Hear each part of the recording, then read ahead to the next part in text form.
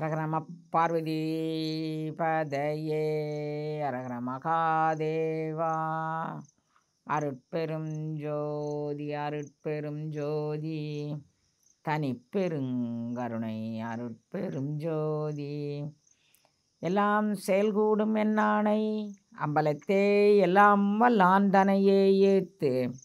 அப்பா நான் வேண்டுதல் கேட்டு அருள் புரிதல் வேண்டும். இருட்கலாம் நான் அன்பு செயல் வேண்டும். எப்பாரும் எப்பதமும் எங்கெனும் நான் சென்றே எந்த நினது அற்புகளை ஏம்பிடல் வேண்டும். செப்பாத மேல்நிலை சுத்த சிவமார்க்க சங்கம் திகழ்ந்தோங்க அருட்ஜோதி செலுத்திவிடல் வேண்டும்.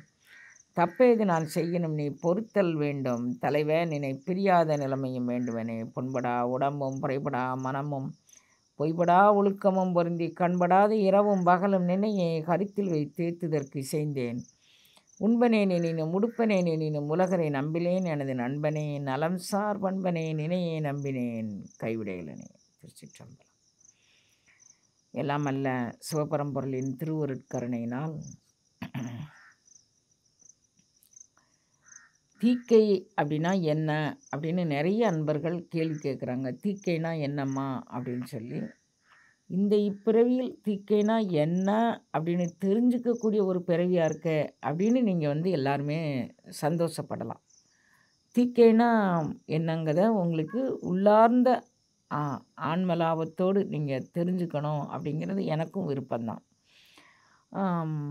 தீக்கை அப்படிங்கிறது உமாபதி சிவம் அப்படின்னு ஒரு பெரிய ஞானகுரு. அதாவது சைவ சித்தாந்தத்தில் அவரை தெரியாதவங்களே கிடையாது. சைவ இதில் கொற்றவன்குடி அப்படிங்கக்கூடிய ஒரு இடத்துல மடம் அமைத்து சைவத்தை பரப்பி வந்தார். சாத்திர நூல்கள் 14க்கும் அவர் தான் ஆசிரியர். சித்தாந்த சாத்திரம் அப்படின்னு சொல்லுவாங்க. சாத்திர நூல் 14க்கும் அவர் தான் ஆசிரியர்.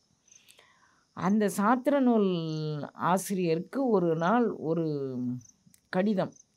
யார் எழுதுனது, எதுக்கு எழுதுனது அப்படின்னு கேட்டிங்கன்னா, அடியார்க்கு எளியன் திருச்சிற்றம்பலவன் கொற்றங்குடியார்க்கு எழுதிய கைச்சீட்டு படியின் மிசை பெத்தான் சாம்பனுக்கு பேதமர தீக்கை செய்து முத்தி கொடுக்க முறை.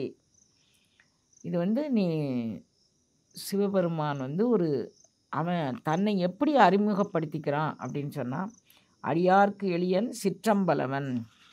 நான் அடியவர்களுக்கெல்லாம் எளியவன். என்னுடைய இருப்பிடம் எது? நான் திருச்சிற்றம்பலம் தான் என்னுடைய இருப்பிடம். நான் என்ன உனக்கு ஒரு ரிக்வெஸ்ட் வைக்கிறேன் அப்படின்னு கேட்டிங்கன்னா, அடியவர்களுக்கு எளியவனான நான் என் பேர் திருச்சிற்றம்பலமுடையான். இதை நம்ம இவர் வள்ளல் பெருமானார் திருவடி புகழ்ச்சியில் சொல்கிறார். திருச்சிற்றம்பலம் அப்படிங்கக்கூடியது சிதம்பர விலாசம் அப்படிங்கிறார். சிதம்பரநாதனுடைய விலாசம் முகவரி எது அப்படின்னா அது திருச்சிற்றம்பலம் அப்படின்னு சொல்கிறாரு. அவன் 10வது வாசல் அப்படிங்கக்கூடிய வாசலுக்கு அவன்தான் அந்த 10வது வாசலை திறந்து காட்டி நமக்கு ஞான தீக்கை கொடுக்கக்கூடியவன் அவன் அப்படின்னு சொல்கிறாரு. இப்போ அதில் அந்த பெத்தான் சாமனுக்கு அவர் கைச்சீட்டு கொடுக்குறாரு. என்ன சீட்டு கொடுக்குறாரு? அடியார்க்கு எளியான், நான் அடியவர்களுக்கெல்லாம் எளியவன். என் பேர் திருச்சிற்றம்பலமுடையான். நான் திருச்சிற்றம்பலமுடையவனாகிய நான், அடியவருக்கு எளியவனாகிய நான் ஒரு கைச்சீட்டு கொடுக்குறேன். கைச்சீட்டுங்கிறது கடிதம். அதை மடங்கள் அப்படின்னு சொல்லுவாங்க, ஓலை அப்படின்னு சொல்லுவாங்க. நான் ஒரு கைச்சீட்டு கொடுக்குறேன். என்ன சீட்டு? அடியார்க்கு எளியன் சிற்றம்பலவன் கொற்றங்குடியார்க்கு எழுதிய கைச்சீட்டு படியின் மிசை பெத்தான். இந்த கைச்சீட்டின்படி இந்த உலகத்தில் பெத்தான் சாம்பன்னு ஒருத்தன் இருக்கிறான். அவனுக்கு பேதமர தீக்க செய்து முத்தி கொடுக்க முறை. அவனுக்கு நீ என்ன ஒரு உதவி செய்யணும். என்ன உதவினா, பேதமர தீக்கை செய்து அவனுடைய பேதங்கள் எது? நன்மை தீமை, சுகம் துக்கம், லாபம் நஷ்டம், துவந்துவங்கள் அப்படின்னு இதை சொல்லுவாங்க. இரவு பகல், இன்பம் துன்பம், இப்படி இது துவந்தம்னு சொல்லுவாங்க. இந்த துவந்துவங்களெல்லாம் போகும்படியாக அவனுக்கு பேதமர தீக்கை கொடுக்கதோடு அதன் வழியாக முக்தியும் நீ கொடுக்க வேண்டும் அப்படின்னு எழுதியிருக்கிறார். இந்த பெத்தான் சாமன் கதை நான் பல முறை உங்களுக்கு நான் எல்லாம் சொல்லியிருக்கேன். இப்போ நீங்கள் தீக்கை அப்படின்னு சொன்னால் என்ன அப்படின்னு கேட்குறதுக்காக வேண்டி நான் இந்த கருத்தை நான் எடுத்திருக்கிறேன். அதாவது நான் வந்து கொற்றவன்குடி உமாபதி சிவாச்சாரியார் இல்லை, நீங்களும் பெத்தான் சாமன் இல்லை அப்படின்னு நான் நினைக்கிறேன். இதில் பெத்தான் சாமனும் இருக்கலாம், அது வேறு விஷயம். நீங்கள் 300 பேர் தீட்சை எடுப்பதற்காக வேண்டி காத்திருக்கீங்க. இதில் பெத்தான் சாமனும் இருக்கலாம், இல்லைன்னு இல்லை. ஆனால் நான் நிச்சயமாக சொல்கிறேன், நான் கொற்றவன்குடி சிவாச்சாரியார் அல்ல. சிவபெருமான் பார்த்து ஒரு ஓலைச்சீட்டு கொடுத்துருக்கிறாருன்னா அவர் எவ்வளோ பெரிய ஆளாக இருக்கணும். ஏன் இதை இவர் ஏன் தானே கொடுக்கல? தீட்சை வந்து இவர் ஏன் தானே கொடுக்கல? நினச்சிருந்தா ஒரு ஓலைச்சீட்டு கொடுத்து அவர் ஓலைச்சீட்டில் என்ன எழுதியிருக்கிறாரு? அடியார்க்கு எளியவன் திருச்சிற்றம்பலமுடையான். நான் வந்து திருச்சிற்றம்பலமுடையவன், அடியவர்களுக்கு எளியவன், கொற்றவன்குடியாருக்கு எழுதிய கைச்சீட்டு. நான் இது அவர் வந்து முதல்ல ஃப்ரம் சொல்லிட்டார். இந்த அட்ரஸில் பாருங்கள், ஃப்ரம் சொல்லிட்டார். நான் வந்து அடியார்க்கு எளியன், ஃப்ரம் அட்ரஸ் போட்டார். டூ யாருக்கு? கொற்றவன்குடி சிவாச்சாரியாருக்கு டூ அட்ரஸ் போட்டார். கண்டென்ட் என்ன? சிவபெருமான் பாருங்கள், நமக்கு வந்து மடல் எழுதுறதுக்கு கூட அவர் நமக்கு வந்து ஒரு வழிகாட்டியாக இருக்கிறார். அப்போ ஃப்ரம் அட்ரஸ் போட்டார், டூ அட்ரஸ் போட்டார். இந்த கைச்சீட்டின் படியின் மிசை, இந்த கைச்சீட்டின்படி இந்த உலகத்தில் படியின் மிசை, இந்த உலகத்தில் இந்த கைச்சீட்டின்படி மிசை இந்த உலகத்தில் என்ன பண்ணணும் அப்படின்னு கேட்டிங்கன்னா, பெத்தான் சாம்பனுக்கு பேதமர தீக்கை செய்து முத்தி கொடுக்க முறை. நீ வந்து பேதமெல்லாம் வச்சுக்கக்கூடாது கண்ணு. யாருக்கு பேதம்? இவங்க வந்து சிவாச்சாரியார். இதில் சிவபெருமான் அருளி செய்ததில் நிறைய விஷயம் இருக்குது. அந்த காலத்தில் வந்து உமாபதி சிவத்தை ஜாதி வேலைக்கு வச்சுட்டாங்க.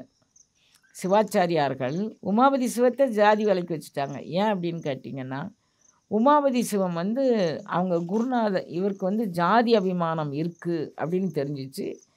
அதில் நம்ம மணிவாசக பெருந்தகையே ஜாதி குலம் என்னும் சுழிப்பட்டு தடுமாறும் மாதமிலி நாயேனை அல்லலறுத்து ஆட்கொண்டு பேதை குணம் பிறர் உருவம் யான் எனது என் உரை மாய்த்து அப்படிங்கிறார். அப்போ ஜாதி குலங்கக்கூடிய சுழிப்பட்டு தடுமாறுறதுக்கு நமக்கு நிறைய வாய்ப்புகள் இருக்குது. அது எந்த ஜாதியாக இருந்தாலும் அந்த ஜாதியோடைய ஒரு பெருமையை பிடிச்சிக்கிட்டு தொங்கிக்கிட்டு தெரியுறாங்க. அது வந்து வேதம் படித்தவங்கன்னு இல்லை, வேதம் படிக்காதவங்கன்னு இல்லை, ரொம்ப படித்தவங்கன்னு இல்லை. இதில் என்னுடைய முன்னோர்கள் இப்படி வந்தாங்க. பழம்பெருமை பேசி தெரியாதேன்னு நம்மளுடைய சாத்திரங்கள் எல்லாமே சொல்லுது. அதை பேசி தெரிந்து என்ன பண்ண? ஆனால் வந்து உன்னை பண்படுத்தியவர்கள், உனக்கு வேண்டிய ஞானத்தை கொடுத்தவர்கள், அவர்களை நீ நினச்சி வாழலாம். இவங்களால் நான் அந்த ஞானம் பெற்றேன், இவங்க என்ன இந்தந்த வழியிலலாம் பண்படுத்துகிறாங்க. அது வந்து குருகாணிக்கை மாதிரி நீ நினச்சி போகும்போது, நானே தெரிஞ்சுக்கிட்டேன், எனக்கே எல்லாம் தெரியும் அப்படின்னு நினைக்கிற ஆணவத்தை விட்டு நான் இவர்களால் தெரிந்து கொண்டேன் அப்படி. இப்போ பெத்தான் சாம்பனுக்கு அவர் வந்து ரொம்ப கிளியர் கட்டாக நான் யாருப்பா அப்படின்னு அவரை தன்னை அறிமுகப்படுத்திக்கிட்டாரு. யாருக்கு எழுதணுங்கிறத அறிமுகப்படுத்திக்கிட்டாரு. இதை வந்து வெவ்வேறு கருத்துக்களாக சொல்லுவாங்க. பெத்தான் சாம்பன் வந்து இந்த பெத்தான் சாம்பன் அல்லும் பகலும் எப்படி தகுதி வாய்ந்த ஆன்மா பாருங்கள். என்னையும் ஒரு வார்த்தையுள் படுத்தான் அப்படின்னு சொல்வார் மணிவாசக பெருந்தகை. என்னையும் ஒரு வார்த்தையுள் படுத்தான். அப்போ நம்ம ஒரு வார்த்தை போதும் அப்படின்னு தெரியுது. அந்த வார்த்தை என்ன அப்படின்னு தெரியலை. அது வந்து திருச்சிற்றம் 10ஆம் வாசலை திறக்கிற வார்த்தையாக இருக்கணும். அது சொல்கிறவர் சிவபெருமானுடைய சிபாரிசை பெறக்கூடிய அளவுக்கு தகுதி வாய்ந்தவராக இருக்கணும். இப்போ பெத்தான் சாம்பனுக்கு தீக்கை கொடுன்னு யார் சொல்கிறார்? அடியவர்க்கு எளியவனான சிற்றம்பலமுடையவன் சொல்கிறான். சொல்கிற குருநாதர் யார்? பெத்தான் சாம்பன், கொற்றங்கவன்குடி பெத்தான் சாம்பன். அவர் எப்படிப்பட்டவர்? தனக்கு ஞானம். அவர் ஒரு இதில் போகிறார், சிதம்பரம் பக்கத்தில் ஒரு 3 கிலோமீட்டர் அல்லது 5 கிலோமீட்டருக்குள்ளே இருக்கும் இந்த கொற்றவன்குடிங்கிறது. இப்போவும் அந்த மடம் இயங்கு கொண்டு இருக்கிறது. அங்கே இருந்து இங்கே போகிறதுக்கு அவர் ஒரு பல்லக்கில் போவார். அந்த ஒரு சோழர்களை ஒருத்தர் இருந்தார். இவருக்கு இப்போ வந்து தகுந்த நேரம் வந்து விட்டது, உபதேசிக்க தகுந்த நேரம் வந்து விட்டது. அந்த உபதேச வார்த்தை என்ன? அவர் சொன்ன ஒவ்வொருத்தருக்கும் ஒவ்வொரு உபதேச வார்த்தை சொல்லியிருக்கிறார். சிவபெருமான் பித்தா பிரைசூடி அப்படின்னு சொல்லி சுந்தரர் பாடுறாரு. நான் உன்னை பாடுறேன் அப்படின்னு சொன்னே, நீ என்னை திட்டின வார்த்தையை நீ மூலாதாரமாக எடுத்துக்கோ, நீ பித்தனா பேயனா என் கல்யாணத்தை வந்து நிறுத்துறிய அப்படிங்கிறார். அப்போ அதே மூல வார்த்தையை எடுத்துக்கோ அப்படிங்கிறார். அடியவர்களை எனக்கு பாட தெரியல, நீ வந்து உள்ளே வராதன்னு சொல்லிட்டேன், நான் என்ன பண்ணணும் அப்படின்னு சொன்னால், அடியவர்களை பாடு, எனக்கு தெரியலை, தில்லைவாழ் அந்தணர் தம் அடியார்க்கும் அடியேன் ஒரு வரி எடுத்து கொடுக்குறார். சேக்கிழார் போய் கேட்காரு, உலகலாம் உணர்ந்து ஓதுதற்கரியவன் ஒரு வார்த்தை எடுத்து கொடுக்குறார். உணர்ந்து ஓதணும் அப்படின்னு எடுத்து கொடுக்குறார். அப்போ உலகம் யாவையும் தாமுல ஆக்கலாம் கம்பருக்கு எடுத்து கொடுக்குறாரு. எல்லாத்துக்குமே இறைவன் வந்து அசரீரியாக எடுத்து கொடுத்துருக்குறான், கொடுக்காமலாம் கிடையாது. அப்படி மாதிரி அவன் எனக்கு எடுத்து கொடுத்த மந்திரங்களை தான் நான் வந்து உங்களுக்கு எல்லாத்துக்கும் நான் அந்த மந்திரங்கள் எல்லாம் நான் சொல்லியிருக்கிறேன். அசரீரியாகவும் எடுத்து கொடுத்துருக்குறான், சரீரியாகவும் வந்து எடுத்து கொடுத்துருக்குறான். அந்த மந்திரங்கள் வந்து ஏம்மா இத்தனை மந்திரம் இருக்க, நாங்கள் என்ன நீங்கள் எந்த மந்திரத்தை பிடிச்சிக்கிட்டு சொன்னாலும் அந்த மந்திரம் உங்களுக்கான தகுதியான மந்திரத்தை அது உங்களுக்கு வெளிப்படுத்தி காமிக்கும். உங்களுடைய 10ஆம் வாசல் வழியாக அந்த பேருணர்வு உங்களுக்குள்ள பரிணாம வளர்ச்சியின் மூலமாக இறங்குவதற்கு அது ஒரு உதவியாக இருக்கும். அதில் மாறுதலே கிடையாது. ஆனால் நாம் அது மாதிரி சொல்கிறோமா அப்படின்னு தெரியல. எப்போவுமே மந்திரங்கள் வந்து உள்ளார்ந்த உணர்வோடு சொல்லும்போது தான் அது மந்திரமாகும், இல்லைன்னா வெறும் வார்த்தை தான் அது. சாதாரணமாக நீங்கள் பஞ்சாக்கரமாக இருக்கட்டும், சடாச்சரமாக இருக்கட்டும், அஷ்டாச்சரமாக இருக்கட்டும், எந்த மந்திரமாக இருக்கட்டும், நாம் வந்து அதை சொல்கிற முறையில் இருக்குது. பிரபு, நான் வந்து இந்த மந்திரத்தை கொண்டு உன்னை பிடிக்க விரும்புகிறேன், இதை ஒரு திறவுகோலாக கொண்டு என்னுடைய எல்லா பூட்டுக்களையும் திறந்துட்டு நான் வெளியேற விரும்புகிறேன். நான் வந்து தத்துவங்கள் அனைத்தும் என்கிட்ட கொட்டி கிடக்கு, தத்துவ நிக்கிரகம் பண்ண விரும்புகிறேன், நான் தத்துவங்களை விட்டு வெளியே வர விரும்புகிறேன். நீ தான் இந்த தத்துவ நிலைக்கெல்லாம் பெரிய ஆள், தத்துவ நிலைதனை தந்து எனையாண்ட வித்தக விநாயகாங்கிறார். அந்த நிலையை நான் அடையணும். இந்த உலகியல் தத்துவங்கள் உபகாரங்கள் அது இது என்ன வரக்கூடாது அப்படின்னு யார் ஏங்குறோமோ அவங்களுக்கு இறைவன் வந்து நீங்கள் சரவணபாப மந்திரத்தை சொல்லுங்கள், பதஞ்சலியை சொல்லுங்கள், விநாயகரை சொல்லுங்கள், அப்புறம் வந்து சிவநாமத்தை சொல்லுங்கள், எதை சொன்னானாலும் அந்த நாமமே உங்களுடைய திறவுகோல் எதுன்னு அதை காட்டி கொடுக்கும். நம்மகிட்ட அந்த சிரத்தை இருக்கணும். பெத்தான் சாமன் காட்டில் போய் விறகு வெட்டி பெத்தான் சாமன் விறகு வெட்டிட்டு வரவன் அவன் நினைக்கிறான், நான் எனக்கு வேதம் தெரியல, மந்திரம் தெரியல, அவனுக்கு எதுவும் இல்லை, எனக்கு நீ வேணும். விறகு வெட்டியினுடைய இலக்கு எனக்கு நீ வேணும்னு இருந்தது. அவனும் ஒரு இல்லறத்தான் தான், மனைவியோடு போனான். மனைவியும் அவனும் சேர்ந்து விறகு வெட்டுவாங்க, மடத்துக்கு கொண்டாந்து சமர்ப்பணம் பண்ணுவாங்க. இது ஒரு பெரிய தொண்டாக அவங்க வச்சுருந்தாங்க. மடத்தில் போய் மடத்துக்கு சாப்பாட்டுக்கு நான் விறகு கொடுக்குறேன் அப்படிங்கிறது. அந்த நாள் நியமப்படி ஆச்சாரியார்களை எல்லாரும் போய் பார்த்துட முடியாதுங்கிற ஒரு சூழ்நிலை இருந்துச்சு. இப்போ நம்ம அதை சத்தம் போட்டு சொன்னாலும் இப்போ அதுக்கு ஒரு அரசியல் பண்ண மாதிரி ஒரு சூழ்நிலை இருக்குது. அந்த நேரத்தில் எல்லாருமே வந்து அறிவு, இப்போ பெத்தான் சாமனை விட அறிவு படைத்தவன், உணர்வு படைத்தவன் யாரும் இருக்க முடியாது. ஏன் நான் போய் அவனை பார்க்கக்கூடாது அப்படின்னு அவள் கேட்கலை. சிவபெருமான் வந்து சீட்டு எழுதி கொடுக்குறாரு, நீ போய் உமாபதி சிவத்திட்ட கொண்டு கொடுன்னு. உமாபதி சிவத்தை பார்க்க முடியலை, அந்த சீட்டை கையிலையே சுமந்துக்கிட்டு திரிகிறார், கையிலே வச்சுக்கிட்டு திரிகிறார். நம்மனா என்ன பண்ணியிருப்பான், என்ன பொல்லாது இவன் ஒரு சீட்டு கொடுத்தா அவங்ககிட்ட கொண்டு கொடுக்கணுமா, அவன் வந்து எனக்கு ஏன் இவன் இருந்தால் உபதேசம் பண்ணியிருக்க நிச்சயம் நான் என்ன கேட்டிருப்பேன், ஏன் நீ உபதேசம் பண்ணக்கூடாதா, ஏன் இன்னொரு ஆள்கிட்ட ஏன் அனுப்பி வச்ச அப்படி கேட்டிருப்பான். ஆனால் அவன் எதுவுமே கேட்கலை. அந்த சீட்டை வந்து அப்படி ஒரு பத்திரமா அடிமடியில் சுற்றி வச்சுட்டு, இன்று வருமோ நாளைக்கே வருமோ பிரபு எம் கோவே, மற்றும் என்று வருமோ பிரபு, நான் துன்று மல மாயையற்று வெளிக்குள் வெளிக்கடந்து சும்மா இருக்கும் சுகம் பிரபு, இன்று வருமோ, அது என்னைக்குப்பா எனக்கு வரும் அப்படி திரிகிறாரு. ஆனால் கொடுத்தது சிவம்தான் கொடுத்தாருன்னு இவருக்கு தெரியல. நான் என் சிவத்தை வேண்டி தான் அழுகுறாரு, சிவம் காட்சிப்பட்டார் அவர் முன்னால், ஆனால் அது சிவம்னு இவருக்கு தெரியலை. மணிவாசகரே இதை தான் சொல்கிறார், தெய்வம் என்பது ஓர் சித்தம் உண்டாகி, எவ்வளவுக்கு பிறகு தெய்வங்கக்கூடிய சித்தம் உண்டான பிறகு தான் நம்மகிட்ட இருக்கக்கூடிய மாயைகள்லாம் நமக்கு கட்டி விரித்து தலை வச்சாருமா.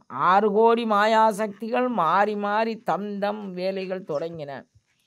தெய்வங்கக்கூடிய நினைப்பு வந்து அதுக்கு முன்னால் நமக்கு அந்த உணர்வு வரலல்ல. அதனால் நம்ம வந்து 10ஓடு 11 அத்தோடு இது ஒன்றா ஏதோ நம்ம வாழ்கிற வாழ்க்கையை பற்றி அதை இலக்கே கிடையாது. ஆடு மாடு கோழி குருவி மாதிரி தான் நம்ம வாழ்ந்துகிட்டு இருந்தோம்.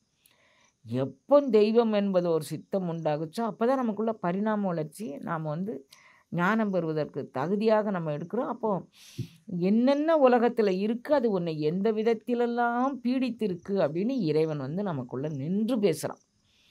அதை தான் இது சொல்லுது. 6 கோடி மாயா சக்திகள் மாறி மாறி தம் தம் வேலைகள் தொடங்குது. ஆனால் அதை தாண்டி இறைவன்கிட்ட நீ வேணும் அப்படின்னு கேட்ட பெத்தான் சாம்பனுக்கு இறைவன் கைச்சீட்டு கொடுத்து கைச்சீட்டை மடியில் வச்சுக்கிட்டே திரியிறாரு. ரொம்ப சோகமே உருவாக இருக்கிறார். ஒரு அன்பர் கேட்குறாரு, ஏன் ரொம்ப சோகமாக இருக்கிறீங்க? இல்லை, நான் வந்து இறைவன்கிட்ட நீ வேணும் நீ வேணும்னு தினமும் கேட்பேன். காட்டில் ஒரு அன்பர் வந்தார். அவர் இதை கொண்டு கொற்றவங்குடி சிவாச்சாரியார்கிட்ட கொடுன்னு சொன்னார். அதை வாங்கி வச்சுருக்கேன், பார்க்கறதுக்கு எனக்கு அவகாசமே கிடைக்கல அப்படின்னு அவர் சொல்கிறார். நான் ஒரு உபாயம் சொல்கிறேன், கேட்குறியா? சொல்லுங்கள் சாமி, கேட்கேன். நாளையிலேருந்து பச்சை விறகை வெட்டிட்டு வந்து போட்டுரு அன்னம்பாளிப்புக்கு. அப்போ மழை தண்ணி இல்லை, இவன் பச்சை விறகு எதுக்கு வருது, காஞ்ச விறகு வரலன்னு கூப்பிட்டு கேட்பார். அப்போ வந்து சீட்டை கையில் கொடுத்துரு அப்படின்னு சொன்னார். இதுவும் ஒரு வழிகாட்டுதல். சொல்லியிருக்கலாம், என்ன பொல்லாதுடா இவங்க இப்படி தான், நீ போயிட்டே இரு அப்படின்னு சொல்லியிருக்கலாம்ல. நமக்கு ஊழ் நல்லா இருந்தால் அவங்க நல்ல ஆட்கள் கிடைப்பாங்க. ஊழ் நல்லா இல்லைன்னு வச்சுக்கோங்க, என்ன இவன் பெருசு நீ வேறு. எப்போ சாரு வாகனம் அப்படிங்கக்கூடியது பகவத்கீதைக்கு முன்னாலே சார்வாகனம்னு ஒரு பிரிவில் சொல்லாங்க. இப்படி ஒரு விதண்டாவாத பிரிவு. அதையும் ஸ்ரீகிருஷ்ணன் வந்து அவர் நேரத்தில் சார்வாகனனே அவர் வதம் பண்ணிட்டார். அப்போ எல்லா காலத்திலும் எல்லாமும் இருக்குது. சார்வாகன மதம்னு இன்றைக்கும் அதை பிடிச்சிக்கிட்டு தொங்கிக்கிட்டு இருக்கிற ஒரு கூட்டம் இருக்குது. சார்வாகன மதம்னு ஒரு கூட்டம் இன்றைக்கும் அதை பிடிச்சி தொங்கிக்கிட்டு இருக்குது. அப்போ இவர் வந்து என்ன சொல்கிறாரு, நீ வந்து பெத்தான் சாம்பன் வந்து தீக்கை கொடுக்கறதுக்கு முக்தி.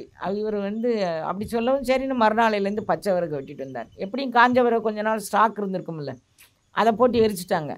அப்புறம் பச்சை விறகு தடியாக வரவும் சமையல் வந்து ரொம்ப லேட் ஆகுது, கூக்கான்னு சத்தம் கேட்கு மடத்தில். அப்போ சிவாச்சாரியார் வந்து கேட்குறாரு, ஏன்பா சமையல் வந்து 4 மணிக்கு சாப்பாடு போடுவீங்க, 11 மணி, அதாவது சிவமடாலயமாக இருக்கட்டும் விஷ்ணு மடாலயமாக இருக்கட்டும் எங்கேயுமே சாப்பாடு வந்து காலையில் வந்து அவங்க சாப்பாடை பிரதானமாக சொல்ல மாட்டாங்க, காலையிலேருந்து சாப்பிடவும் மாட்டாங்க. ஏதோ ஒரு தீர்த்தமோ ஒரு இதோ குடிச்சுக்குவாங்க. 11 மணிக்கு சாப்பிட்றது தான் வந்து முறை, 11லேருந்து 12 மணிக்குள்ளே. அதை வந்து அன்னம் பாலிப்பு, அதுக்கு பேர் அன்னம் பாலிப்பு அப்படின்னு பேர். அன்னதானம் இல்லை, அன்னம் பாலிப்பு. என்ன பாலிப்பு? அன்னம் பாலிப்பு. அன்னதானம் அப்படிங்கிறது நம்ம யாருக்குனாலும் எப்போ வேணாலும் எப்படி வேணாலும் கொடுக்கறது. அன்னம் பாலிப்பு அப்படிங்கக்கூடியது வந்த அடியவர்களெல்லாம் சிவாச்சாரியார்களாக கருதி, சிவனடியார்களாக கருதி, அவர்களுக்கு வேண்டிய பாத பூஜை பண்ணி அவங்களுக்கு வேண்டிய உபச்சாரங்கள்லாம் பண்ணி இருக்கை விரித்து அதில் சாப்பாடு பரிமாறதுக்கு பேர் தான் அன்னம் பாலிப்புன்னு பேர். அது 11லேருந்து 12 மணிக்குள்ளார நடந்துடணும். அது பேர் குரு பூஜை அப்படின்னு சொல்லுவாங்க, மாகேஸ்வர பூஜை அப்படின்னு சொல்லுவாங்க. அந்த மாகேஸ்வர பூஜையினுடைய நுட்பத்தை அறிஞ்சால் யாருனாலும் சாப்பாடை வந்து எப்படி பரிமாறணும், எப்படி கொடுக்கணும் அடியவர்களுக்கு அப்படின்னு அது அவங்களுக்கு நல்லாவே தெரியும். இப்போ வந்து ஒரு தீட்சை அப்போ தெரியலையா, அந்த பையன் வந்து எப்பவும் நல்லா தான் கொண்டுட்டு வருவார். இன்றைக்கி என்னாச்சுன்னு எங்களுக்கு தெரியல. இப்போ 2-3 நாளாகவே இந்த பச்சை விறகு தான் வருது. எங்களுக்கு பழைய ஸ்டாக் இருந்ததுனால அதை உபயோகிச்சுக்கிட்டோம். இப்போ ஸ்டாக் இல்லை, நான் என்ன பண்ணேன்னு எனக்கு தெரியலை அப்படின்னு சொல்கிறாங்க. அப்போ அவனை கூட்டிகிட்டு வா என்னன்னு கேட்கலாம். இப்போ இந்த பத்திரமா வச்சுருக்கிறாரு பாருங்கள் அடிமடியில் அந்த சீட்டு, அதோடு வரார். வந்த உடனே சாஷ்டாங்கமாக நமஸ்காரம் பண்ணுறாரு. என்னப்பா அப்படின்னு. நான் இந்த சீட்டு வந்து நான் இறைவன்கிட்ட ஒரு விண்ணப்பம் வச்சுருந்தேன். காட்டில் வந்து ஒரு அடியவர் வந்து இந்த சீட்டை கொடுத்தாரு உங்கள்கிட்ட கொடுக்க சொல்லி. நான் பல முறை முயன்றேன், எனக்கு கிடைக்கல. அதனால் பச்சை விறகை வெட்டிட்டு வந்து போட்டால் நீங்கள் தரிசனம் தருவீர்கள் அப்படின்னு ஒரு அடியவர் சொன்னார். அதனால் நான் இதை செஞ்சேன். அப்படியே தங்கம் கொண்டு அந்த சீட்டு என்னன்னு பார்ப்போம். அவர் பார்க்குறாரு, அடியார்க்கு எளியன் சிற்றம்பலம். அவன் அடியவர்களுக்கு எளியவன். தன்னை எப்படி அறிமுகப்படுத்திக்கிறான்?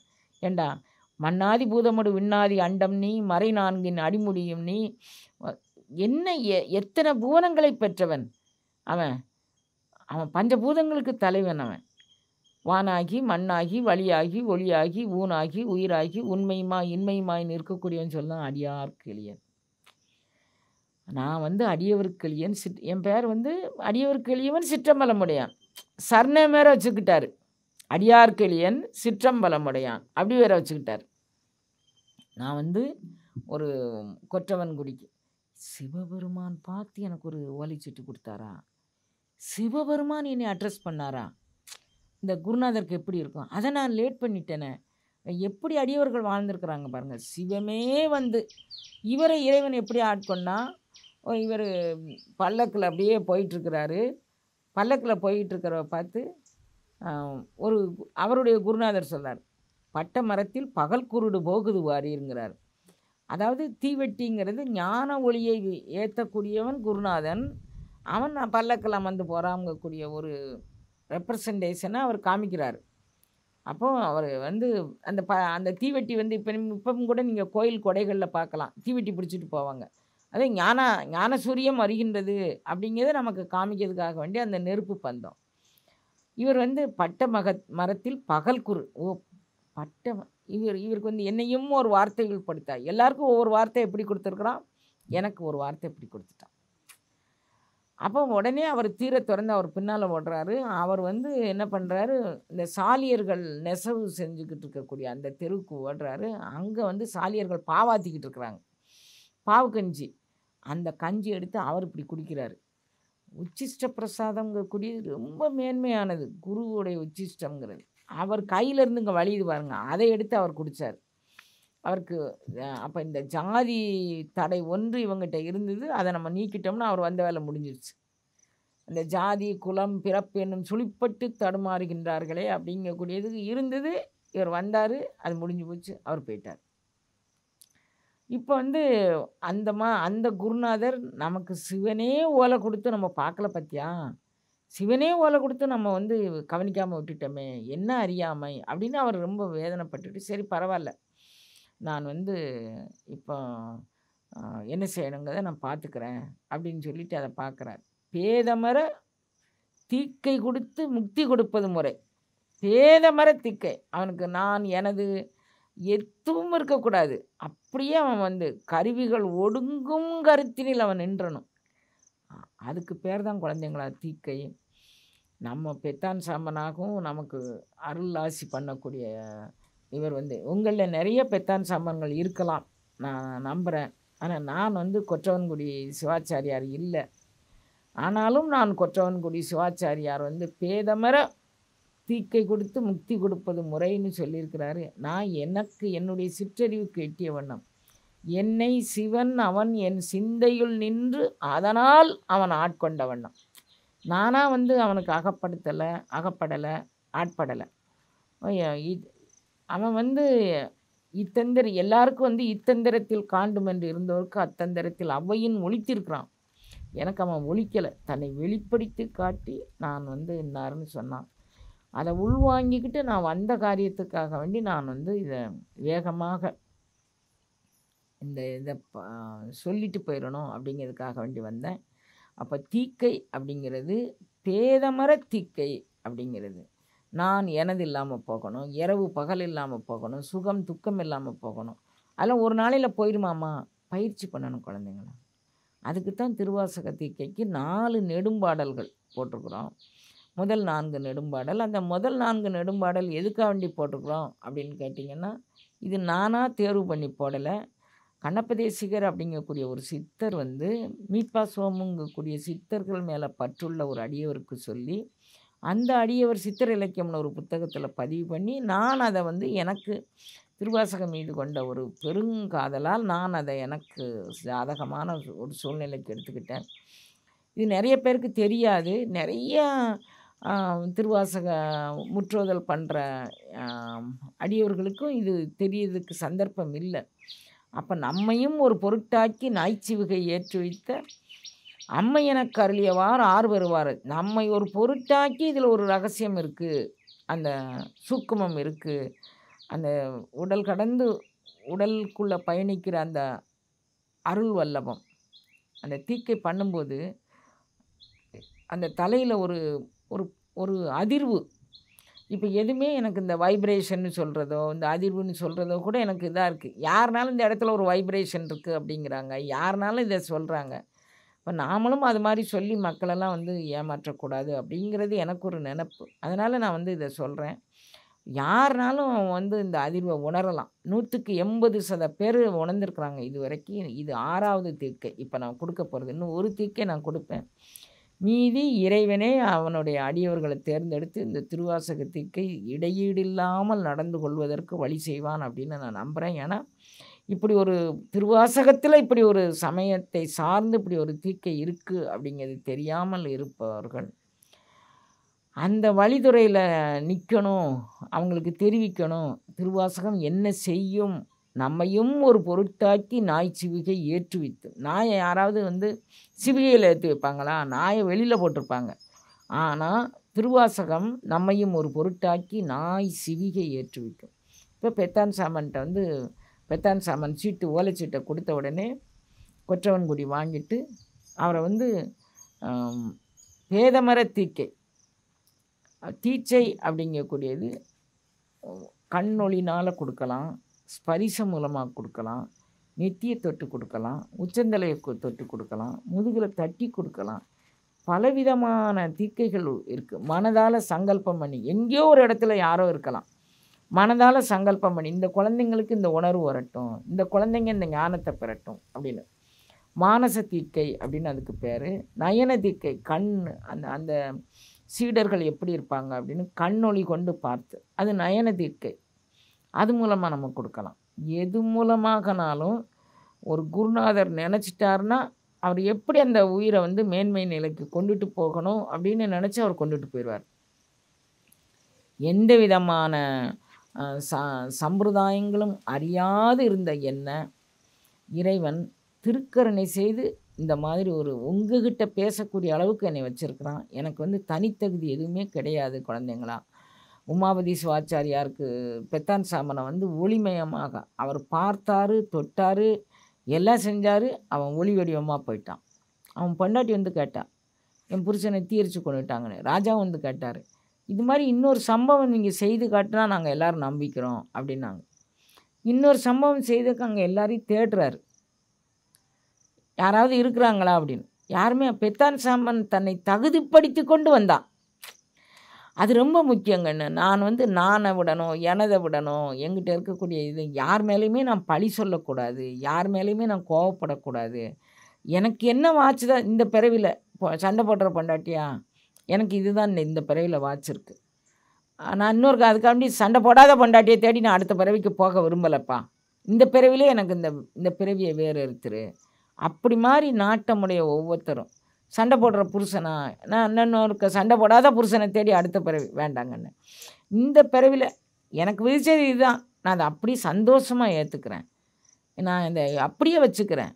அந்த மாதிரி உணர்வோடு யாரெல்லாம் நீங்கள் இப்படி மனப்பூர்வமாக நீங்கள் நினைந்து நீங்கள் உங்களை வணைந்து நீங்கள் ஏற்றிக்கிறீங்களோ அத்தனைக்கும் உங்களுக்கு எல்லா விதமான சூழ்நிலையும் தரக்கூடியது பெத்தான் சாமன். அவர் கேட்டார், அப்போ ஒன்றும் வேண்டாம். சில பேர் கள்ளி செடிங்கிறாங்க, சில பேர் வில்வ செடிங்கிறாங்க. என்ன செடியோ ஒரு செடி இருந்தது, அந்த செடி பரிணாம வளர்ச்சி பெற்று ஒளி பெற்றது. இப்போ செடியும் சரப்பொருளையும் இறைவன் இருக்கிறான், அசரப்பொருளையும் இறைவன் இருக்கிறான், செடிலையும் இறைவன் இருக்கிறான். அந்த செடி பரிணாம வளர்ச்சி பெற்றது. நம்ம பரிணாம வளர்ச்சி பெற வேண்டாமா? நாம் கேட்டதே கேட்டு, சாப்பிட்டதே சாப்பிட்டு, தூங்கினதே தூங்கி அப்படி இருக்கிறதுக்கு நான் எனக்குள்ளே என்ன வளர்ச்சி பெற்றிருக்கேன், என் மனம் எந்த அளவுக்கு எதை விட்டுருக்கு, எதை ஏற்றுருக்கு அப்படிங்கிற மாதிரி நம்ம தயார் நிலையில் இருந்தோம்னா இது என்னால் செய்ய முடியுதோ முடியலையோ என் மூலமாக இறைவன் கட்டாயம் உங்கள் எல்லாருக்கும் பெத்தான் சாம்பனுக்கு அருளிய ஒளி அனுபவத்தை ஒளிவளர் விளக்கே போற்றி அப்படின்னு சொல்கிறாரு. 9ஆம் திருமுறையில் ஒரு பாடல் ஒளி வளர் விளக்கு. நமக்குள்ள அந்த ஒளி எந்த ஒளி? ஞானக்கனல், யோகக்கனல், ஆன்மக்கனல் மூலத்திலிருந்து ஒளி வளர் விளக்காக இருந்து உச்சந்தலை சகசிரதளத்துக்கு போய் அதை சகசிரதளத்தை என்ன சொல்கிறாங்க அப்படின்னு கேட்டிங்கன்னா, இதுதான் சிவம் நமக்குள்ளே புகக்கூடிய 10ஆம் வாசல் அப்படின்னு சொல்கிறாங்க. ஏற்கனவே 9 வாசல் நம்ம எல்லாருக்கும் தெரியும். சில பேர் 11 உந்தி கமலத்தை ஒரு வாசலாக எடுத்துக்கொண்டு இது 11ஆவது வாசல் அப்படின்னு சொல்கிறாங்க. எத்தனாவது வாசலாக இருந்தாலும் இறைவன் நமக்குள்ளே புகுந்தால் போதும், அவ்வளோதான் நம்ம தீக்கையினுடைய நோக்கம். இதை நம்ம வாழ்நாள் இல்லை வரைக்கும் நீங்கள் இந்த 4 நெடும்பாடலையும் படிச்சுக்கோங்க. 7 தீக்கை சொல்லக்கூடிய 7 தீக்கை செய்யும்படியாக இறைவன் எனக்கு பணிச்சிருக்கிறான். ஒரு ஜீவனுக்கு 7 திரை நீங்கி ஞான பிரகாசம், அது சூரிய பிரகாசம், அது என்ன பிரகாசமாக இருக்கட்டும், நம்மளை ஒளியின் நிலைக்கு அது ஏற்றி சொல்லக்கூடியதாக இருக்குது. அப்படி நம்மளை ஆக்கணும். மணிவாசகர் வந்து செம்மை நலம் மும்மை நலம் அறியாத மூர்க்கரோடு முயல்வேனை செம்மை நலம் அறிவித்து சிவமாக்கி என ஆண்ட அம்மை எனக்கு அருளியவாறார். சிவம் நம்மளே ஆகலாம் அப்படின்னு மணிவாசகர் சொல்கிறார். ஆகலாம் மட்டுமில்லை, உங்களையும் நீங்கள் ஆக்கி கொள்ளலாம். இந்த ஊர்ந்தலை சரீரத்தை இன்பத் தேர்ந்தலை சரீரமாக மாற்றலாம் அப்படின்னு அந்த 3வது பாடலில் அவர் சொல்கிறார். முழுமையான யோக நெறிகள் நிரம்பிய பகுதி அது. புரியுதோ புரியலையோ நீங்கள் படிங்க குழந்தைங்களா. ஒரு தாய் வந்து தன் குழந்தைக்கு இஞ்சி 1 மாதம் ஆனவொடனே 30 நாளையில் காரம் கொடுக்கணும்னு ஒரு சம்பிரதாயம் இருக்குது. இஞ்சியை உரைச்சி கொடுப்பான். அதுக்குன்னு சில உருண்டைகள் வச்சுருப்பாங்க வீட்டில். ஏதோ குழந்தை பெற்ற மருந்துகளெல்லாம் குழந்தை பேர்கால மருந்துகள்லாம் போட்டு அதை லேசாக அம்மியில் உரைச்சி ஒரு சங்கில் வலித்து ஒரே மாதத்தில் ஒரு துளி கொடுப்பாங்க. அப்புறம் வந்து கொஞ்சம் கொஞ்சமாக அதை கொடுத்து வளர்ப்பாங்க. அந்த குழந்தைக்கு இது பித்தம் போகும், இது கபம் போகும், இது போகும், இதில் விட்டமின் இருக்குது, இதில் மினரல் இருக்குது. அந்த குழந்தைக்கு தெரியுமா? தாய்க்கு தெரியும் உங்களுக்கு என்ன வேணும்னு. இப்போ திருவாசகமாகிய தாய்க்கும் மணிவாசகராகிய அந்த ஞான குருவுக்கும் தெரியும் நமக்கு என்ன போகணும், என்ன வச்சுக்கணும் அப்படின்னு. அதனால் நமக்கு இந்த உணர்வை அளிப்பதற்காக வேண்டி இறைவன் ஒரு கருவியாக வச்சுருக்கிறான். நான் வந்து இன்னும் உங்களுக்கு இதாக சொல்கிறதானா, அடுத்த இது வந்து 7வது தீட்சையாக இருக்குது. நான் போன முறை ஒரு 36 குடங்கள் புக் செஞ்சுட்டு வரலை அங்கே. அதை நாங்கள் எடுத்துக்கலாமான்னு கேட்டாங்க. ஒவ்வொரு பௌர்ணமிக்கும் ஒரு குடம் மீதமாக எடுத்து ஒரு 4-5 அன்பர்கள் இன்றைக்கு 6வது தீட்சைக்கு தயாராகிட்டாங்க. முதல் தீட்சையே போன வருஷம் தான் எடுத்தாங்க. அதில் மிச்சம் இருக்கிற குடத்தெல்லாம் நாங்கள் எடுத்துக்கிறோமான்னு சொல்லி மன நிறைவோடு எடுத்துக்கிட்டு 5 தீக்கை அப்படி எடுத்துக்கிட்டாங்க. அப்படி எடுத்தால் கூட நான் கொடுக்குறதுக்கு ரெடியாக தான் இருக்கிறேன். ஏன்னா ஆனால் பெத்தான் சாம்பன் மாதிரி ஒரு ஏக்கம் இருக்கணும் உங்களுக்கு. ஏதோ ஒரு சம்பிரதாயத்துக்காக வேண்டி வந்து எடுக்கக்கூடாது. ஒவ்வொரு பௌர்ணமிக்காக கூட நீங்கள் விடுபட்டு போனதெல்லாம் நீங்கள் எடுத்துக்கலாம், தப்பில்லை. ஆனால் முன்பதிவு ரொம்ப முக்கியம். நான் வந்து பௌர்ணமிக்கு நான் நிச்சயம் தீக்கை கொடுக்க மாட்டேன் குழந்தைங்களா.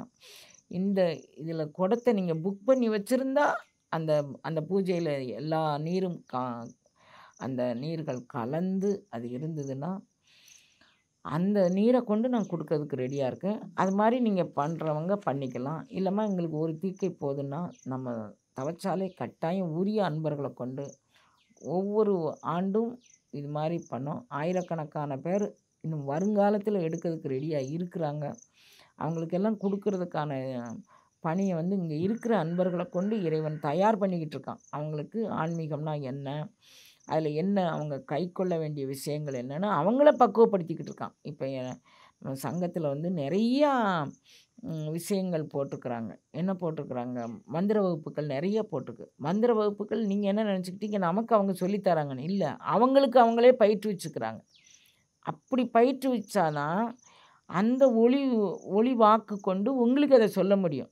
அதனால் 7 மணி வரைக்கும் தூங்கிக்கிட்டு இருக்கவங்க இதில் எத்தனையோ பேர் இருப்பாங்க. அவங்க 4:30 மணிக்கு எந்திரிச்சு அவங்க உங்களை தயார் நிலைக்கு வைக்கிறாங்கன்னா அவங்கக்கிட்ட ஒரு ஆற்றல் இருக்கணும். அந்த ஆற்றலை அவங்க வளர்த்துக்கணும். அதன் மூலமாக உங்களுக்கும் அதை கொடுக்கணும். வழியாக நம்மளுடைய சனாதன தர்மம் பின்பற்றப்படணும் அப்படின்னு நான் விரும்புகிறேன் குழந்தைங்களா. இதுதான் தீக்கை. இதுக்கு பிறகு உங்களுக்கு இதில் ஏதாவது சந்தேகம் இருந்ததுன்னா நீங்கள் பதிவிடுங்க. நான் வந்து உங்களுக்கு இன்னும் சந்தேகம் இருந்தால் கூட நான் தெளிவாக்குறேன்.